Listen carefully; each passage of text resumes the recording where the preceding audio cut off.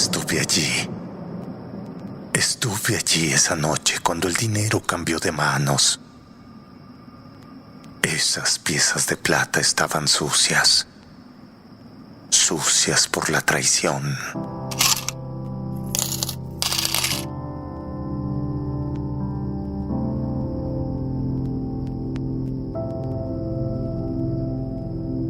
Mi nombre es Samuel.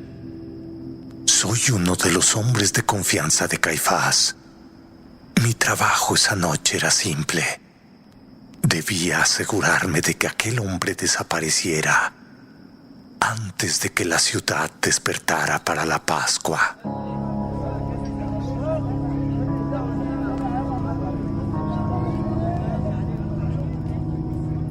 Jerusalén estaba a reventar. Había 1.000.000 de personas apretadas entre aquellos muros de piedra. Eso era un polvorín de fe y de odio.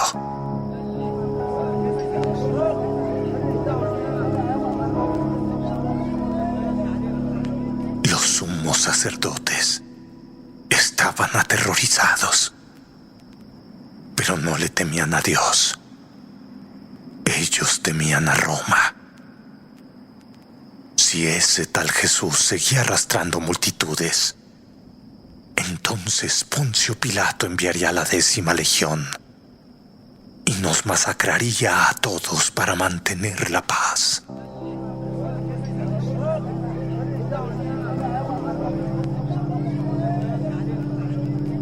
Es necesario que un hombre muera por el pueblo, dijo Caifás en las sombras del palacio. Si no muere él, entonces lo haremos todos nosotros bajo el acero romano. Todo se trataba de política, no de religión.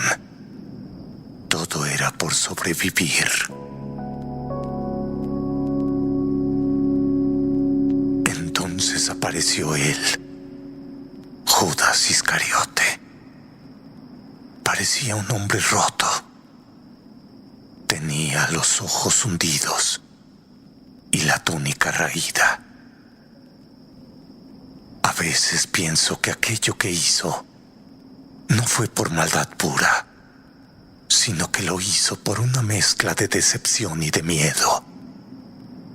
Quizá esperaba que su maestro usara su poder para expulsar a los romanos. Y al ver que solo hablaba de amor y de perdón, quizás sintió que lo habían estafado. O probablemente lo único que quería era salvar su propio pellejo.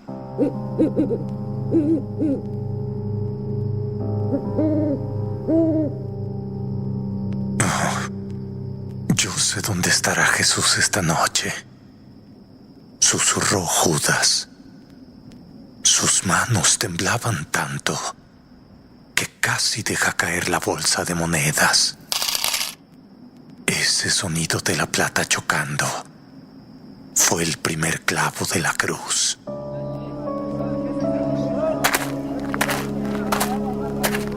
Subimos al monte de los Olivos.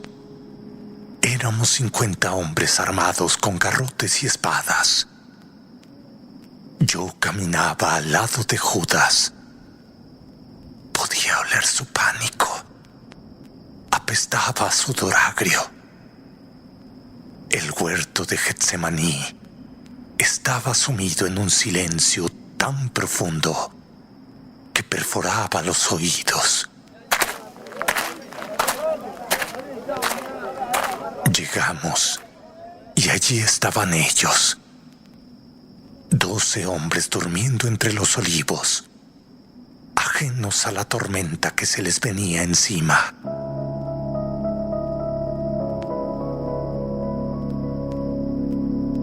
Jesús estaba de pie, un poco apartado. Tenía la cara pálida, como si hubiera pasado la noche luchando contra fantasmas. Entonces Judas se adelantó. Sus pasos entre las hojas secas sonaban como el siseo de una serpiente. Se acercó a Jesús y le dio un beso en la mejilla. Fue un gesto rápido, húmedo, asqueroso. Un gesto de amor usado para marcar a una víctima.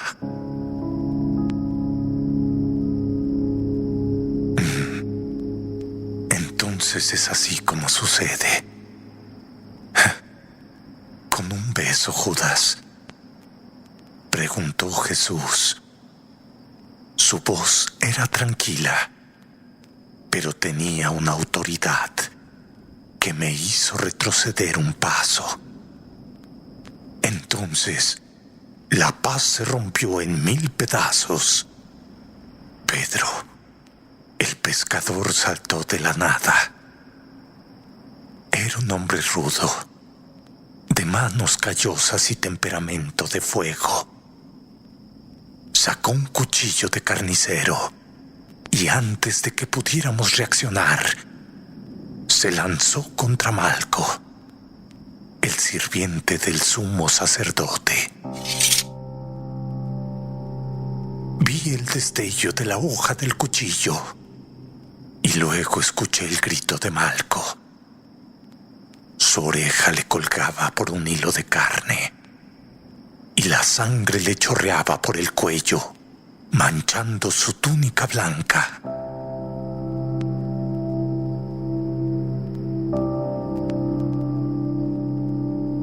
La violencia estaba a punto de estallar, pero Jesús levantó la mano. «Basta», dijo, y en medio de aquel caos tocó la herida de Malco. Yo no sé qué hizo, pero el sangrado se detuvo. Luego volteó a vernos a nosotros, a los que llevábamos las armas. Pero vienen por mí con espadas como si yo fuera un ladrón. Todos los días estuve en el templo y nunca me tocaron. Pero parece que esta es la hora. Llegó la hora de las sombras.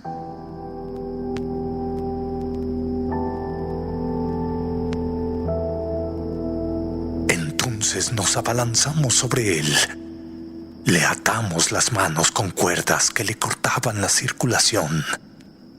Lo golpeamos con el regatón de las lanzas, solo para demostrar quién mandaba. Pero sus discípulos, incluido ese Pedro tan valiente hace un segundo, desaparecieron en la oscuridad. Corrieron como ratas.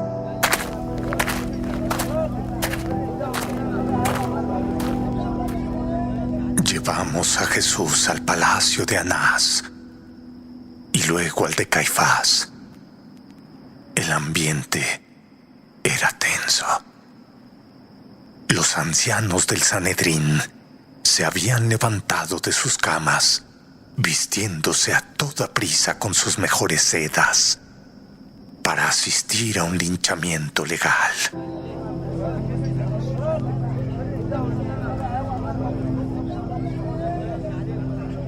«Busquen testigos», gritaba Caifás impaciente. Entraron hombres pagados con un par de monedas para mentir. Sus relatos no tenían sentido. Dijo que destruiría el templo, decía uno. Es un hechicero, decía otro. Eran mentiras burdas. Pero en esa sala, la verdad ya no importaba.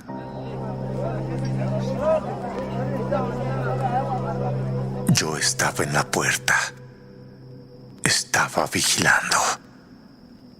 Y fue ahí que vi a Pedro. Se había colado en el patio, tratando de pasar desapercibido entre nosotros los guardias. se acercó a una hoguera para calentarse las manos, pero el fuego iluminó su rostro de traidor.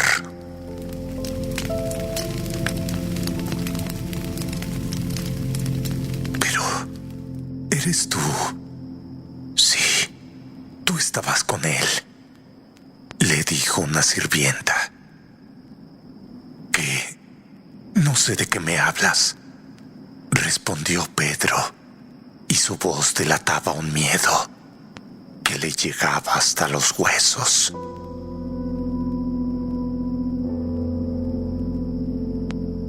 Dos veces más lo señalaron, y en la última Pedro estalló en maldiciones.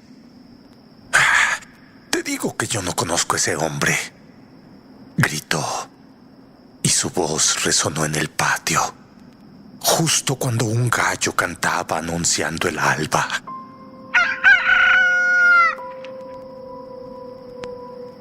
En ese momento, sacaron a Jesús del salón. Sus ojos se cruzaron con los de Pedro. Fue un segundo de silencio absoluto, y Pedro se derrumbó. Salió corriendo del palacio tapándose la cara, destrozado por su propia cobardía.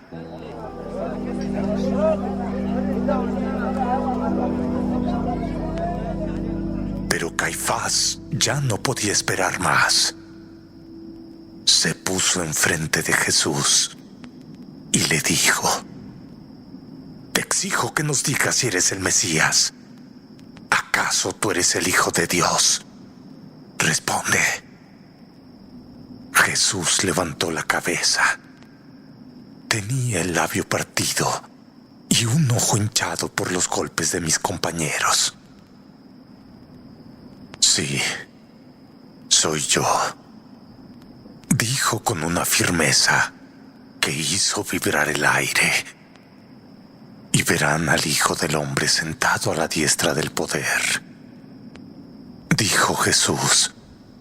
Y Caifás le agarró el cuello de la túnica y la rasgó con un sonido seco. Un desgarro que marcó el fin de la misericordia.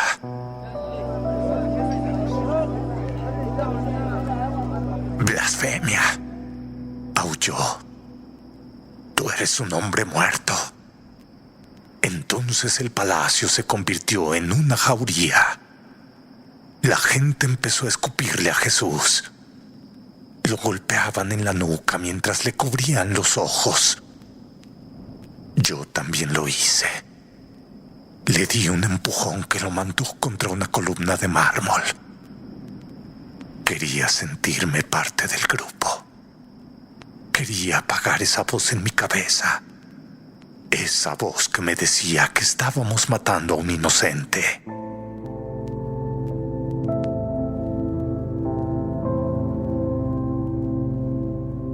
El sol comenzó a salir sobre Jerusalén y la parte religiosa de aquella farsa por fin había terminado. Ahora necesitábamos el acero de Roma para terminar el trabajo. Fuimos hacia el pretorio. Íbamos a encontrarnos con la verdadera bestia, Poncio Pilato.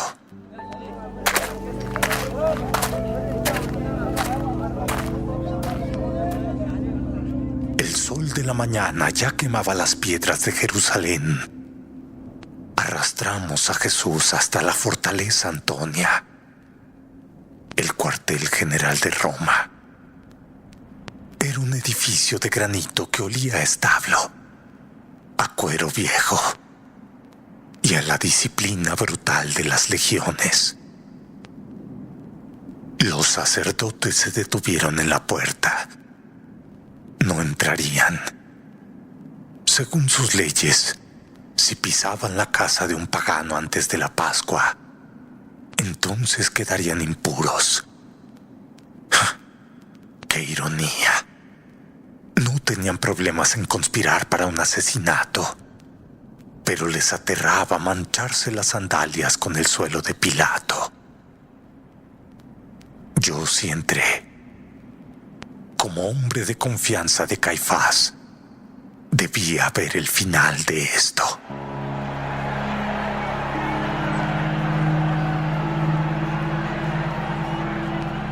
Poncio Pilato salió al pórtico. No era el hombre elegante que decía la gente. Era un soldado viejo, con cicatrices en el cuello y ojos de tiburón. Parecía harto de este rincón polvoriento del imperio y de todas sus peleas religiosas.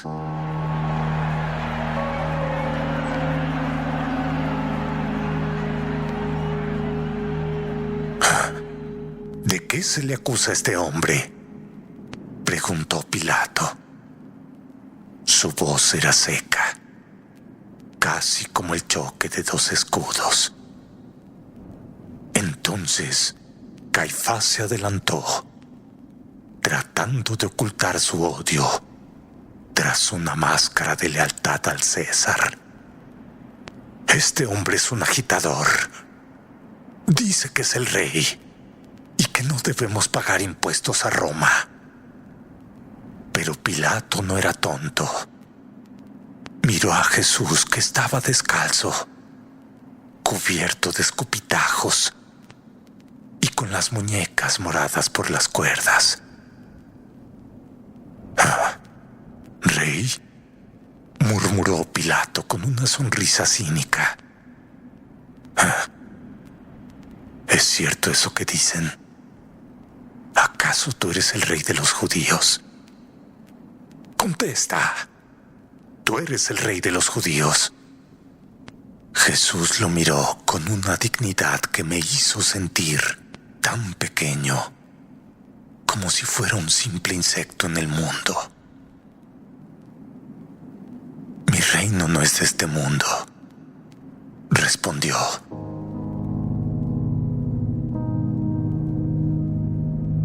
Vi a Pilato vacilar al saber que Jesús era Galileo. Entonces intentó lavarse las manos por primera vez y nos mandó al palacio de Herodes Antipas.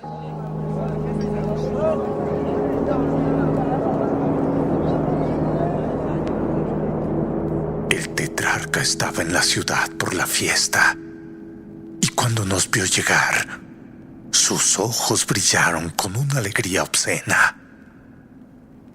Herodes no buscaba justicia. Buscaba que Jesús le mostrara un truco de magia. «Anda, haz algo», le gritaba mientras se reclinaba en sus cojines de seda. «Muéstrame un prodigio, rey. Solo uno. Si me lo muestras, te soltaré. Anda». Pero Jesús se quedó allí, en silencio.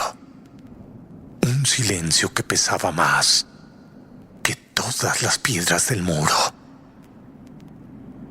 Herodes pasó de la curiosidad al insulto en un parpadeo, y para humillarlo, ordenó que le pusieran una túnica blanca y espléndida, la vestimenta de los locos.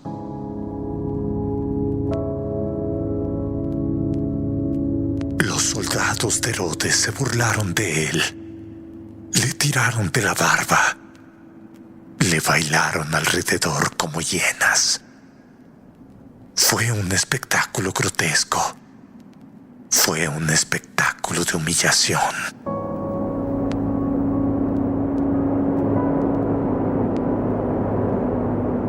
Nos devolvieron a la fortaleza Antonia. Jesús caminaba ahora con la túnica blanca manchada de escupitajos. Ahí estaba otra vez Poncio Pilato, aquel romano que había mandado crucificar a miles sin pestañear.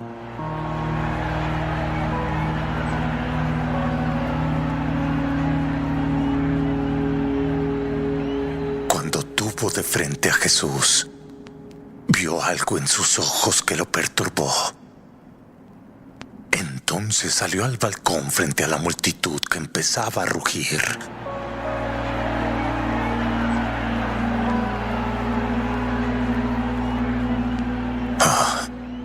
encuentro delito en él, gritó Pilato. Pero la multitud estalló.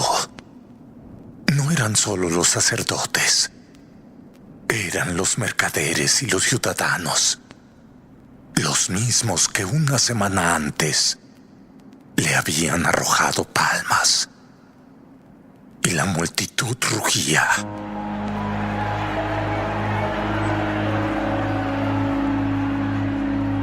Si sueltas a ese hombre, entonces no eres amigo del César, le gritaban. Y esa fue la estocada final. Pilato tenía miedo de un informe negativo a Roma. Y fue así que intentó el último truco. Barrabás.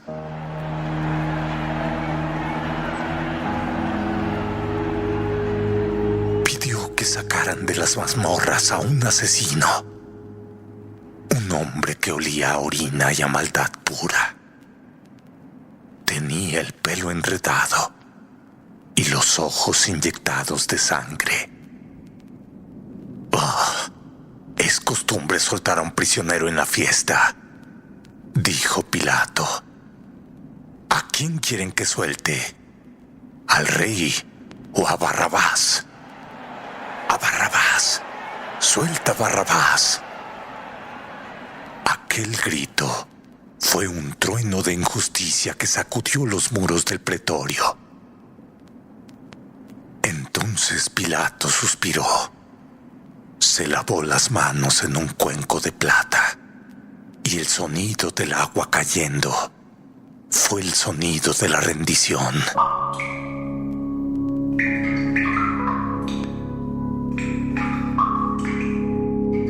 Bueno, soy inocente de la sangre de este sujeto, dijo, pero sus ojos decían lo contrario. Entonces ordenó: lictores, flagélenlo ahora.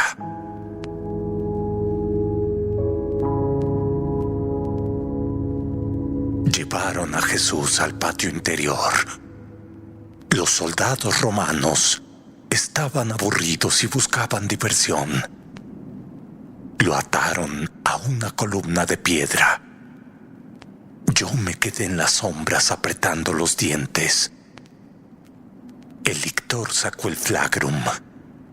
Era un látigo de cuero con trozos de huesos y bolas de plomo en las puntas. Con el primer golpe, el sonido se escuchó como un impacto húmedo.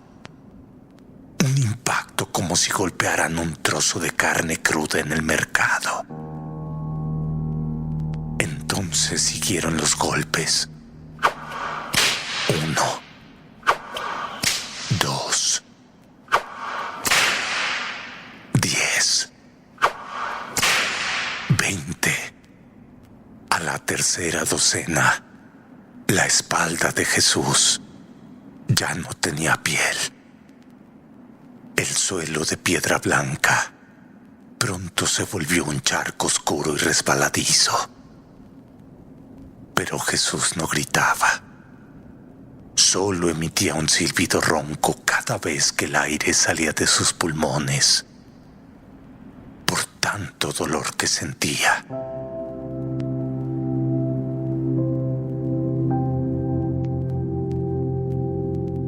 Cuando terminaron de azotarlo, no estuvieron satisfechos. Así que le pusieron una capa roja y vieja para burlarse de su realeza. Uno de los soldados tomó una rama de espinos, de esas que tienen púas de 3 centímetros. La trenzó y la hundió en la cabeza de Jesús con la empuñadura de una espada. La sangre empezó a chorrear por su cara, mezclándose con el sudor y el barro.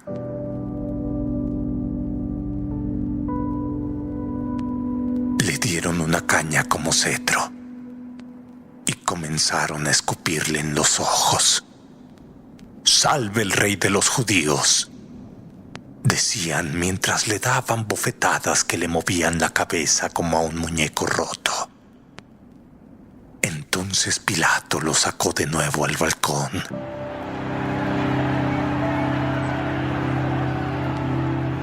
Pensaba que al verlo así, roto, entonces la gente sentiría lástima, pues Jesús estaba irreconocible. Era un despojo humano, un despojo que temblaba empapado en su propia vida.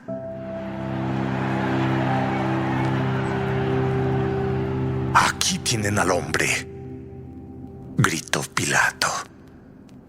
Pero el corazón de Jerusalén se había vuelto de piedra y la turba empezó a gritar: «¡Crucifícalo! ¡Anda! ¡Crucifica a ese impostor!». En ese momento comprendí que no había vuelta atrás. La maquinaria de la muerte se había puesto en marcha y nadie, ni el gobernador de Roma, ni el arrepentimiento que empezaba a quemarme las entrañas, podían detenerla.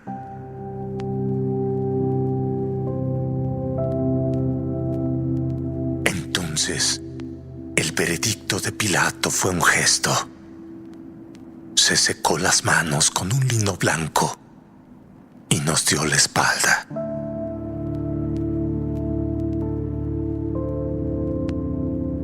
Los soldados romanos, que veían esto como un trámite aburrido antes de su ración de vino, se lanzaron sobre el prisionero.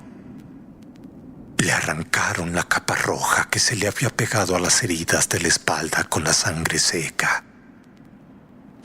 Vi a Jesús tambaleándose. No hubo piedad. Le cargaron el patíbulo, aquel travesaño de madera bruta que pesaba casi 50 kilos, y el golpe de la madera contra su hombro expuesto hizo un sonido seco, un crujido de hueso y de fibra.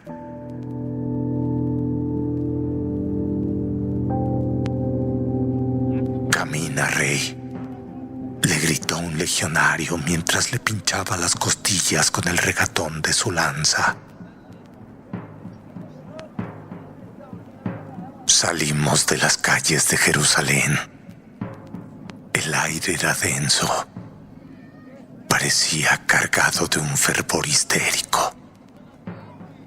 La gente se amontonaba en los callejones y se subía a las azoteas para ver pasar a Jesús. Vi rostros que días antes gritaban: «Bendito el que viene», pero que ahora escupían insultos que volaban como flechas.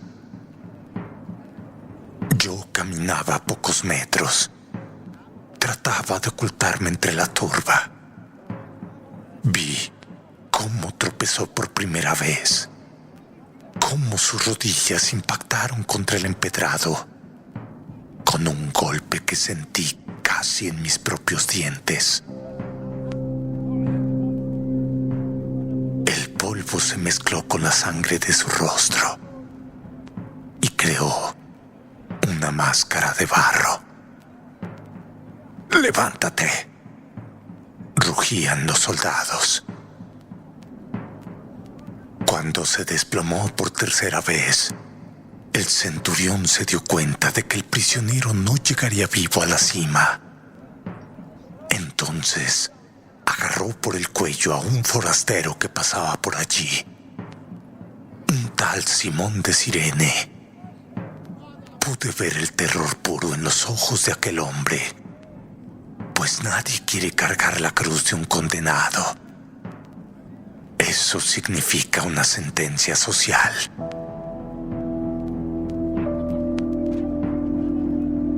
Pero cuando Simón puso sus manos sobre la madera ensangrentada y sus ojos se cruzaron con los de Jesús, entonces algo en su rostro cambió. El miedo pareció transformarse en una carga compartida.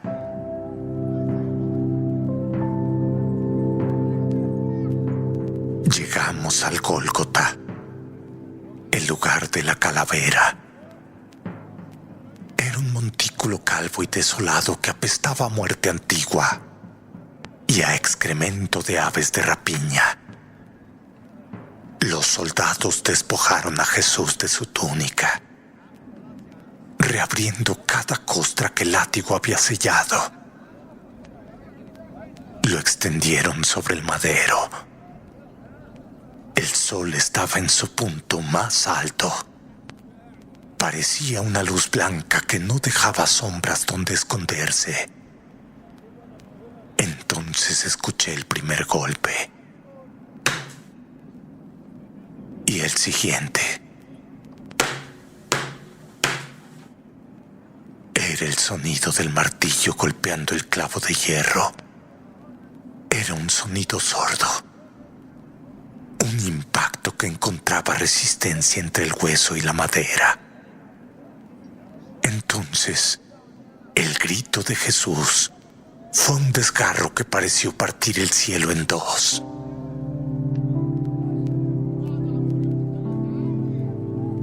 Sentí que mis piernas flaqueaban. El olor a hierro de la sangre fresca inundó el aire y se mezclaba con el aroma de los olivos cercanos.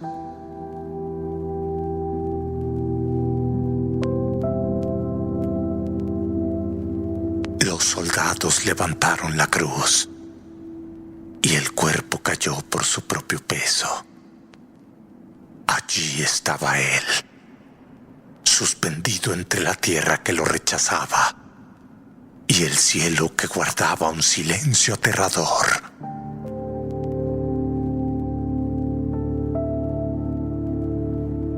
Los sacerdotes, mis jefes, habían subido hasta allí solo para saborear su victoria. Se burlaban al pie del madero. ¡Sálvate! Dices que has salvado a otros. Pues sálvate a ti mismo. Anda. ¿Acaso no eres el Cristo? Yo me acerqué lo más que pude, hasta que el aliento de los caballos romanos me dio en la cara. Entonces miré hacia arriba y vi que sus labios estaban blancos, agrietados. Su pecho subía y bajaba en una lucha agónica por un poco de oxígeno, pues para respirar tenía que apoyarse en el clavo de sus pies, mientras volvían a abrirse sus heridas.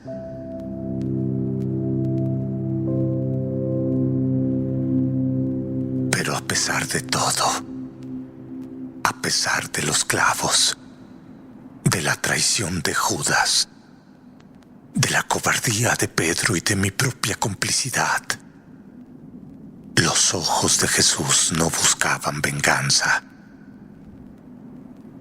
Padre, Padre, susurró, y su voz parecía venir de otro siglo. Perdónalos, Padre. Perdónalos. Perdónalos porque no saben lo que hacen. Y en ese instante, algo cambió en la luz. No fue un eclipse común. Fue una oscuridad densa, repentina, como si el universo se negara a ser testigo de lo que estábamos haciendo.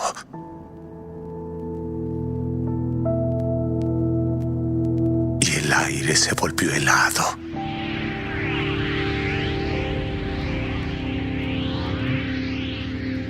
Un terremoto leve hizo vibrar el suelo bajo mis pies.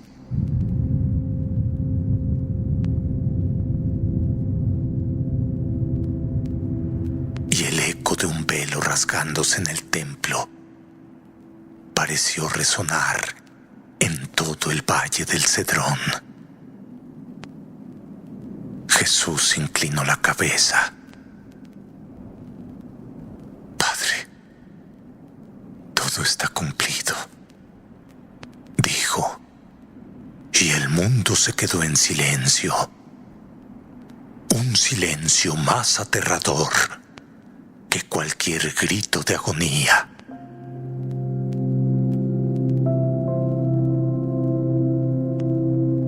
Yo bajé del monte mientras los soldados empezaban a repartirse su túnica echando suertes. Tenía las manos manchadas de la tierra del Gólgota y el corazón roto por una impotencia que sabía que me acompañaría hasta la tumba.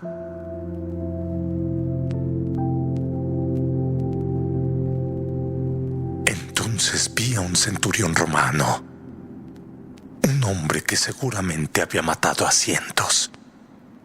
Estaba mirando la cruz con el rostro pálido. Oh, verdaderamente, murmuró. Verdaderamente, este hombre era el Hijo de Dios.